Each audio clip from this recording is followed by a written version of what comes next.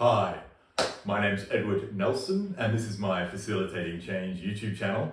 And this video is about the three themes or aspects that a good facilitator or a great facilitator needs to grow in terms of developing their practice. And it's also going to be a kind of overview of the kind of content that you'll find on this channel, whether you're a leader, a coach, a facilitator, a mediator. All of these things will show up under these three themes of being a great facilitator. Okay, so the first one of these is the skills.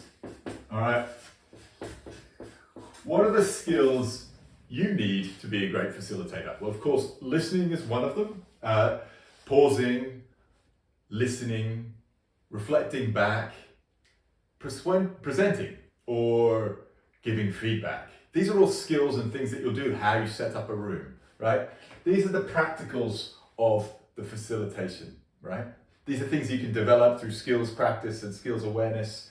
A lot of training can go into developing your skills. The second area is process.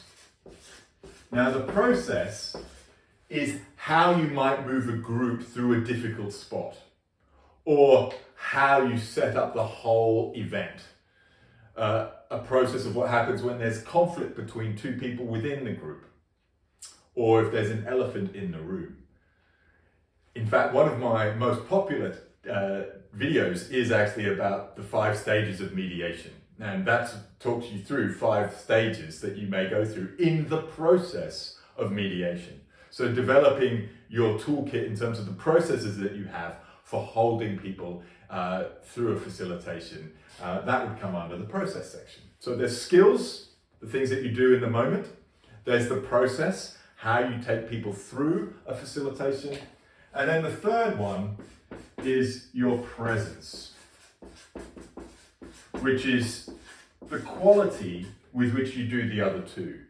How are you being while you're doing the listening, while you're reflecting back, while you're giving feedback? This is your being, how you are, okay? So if I'm anxious, that's going to show up in little ways about how I interact with the group.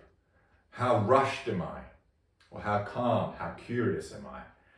And if I can connect to these things while I'm facilitating and be aware that my presence also creates a container for the group, then we are really getting on top of developing our facilitation practice. Okay, so we'll probably start in that order. We'll firstly learn some skills, and then we'll learn some processes. And then as we get good at both of those, we can then start to work on our presence. And of course, it could go the other way around. Sometimes someone's presence in the room changes the dynamic. Okay, so those are the 3 different aspects of facilitation: the skills, the practice of it, the process, and the presence of the facilitator.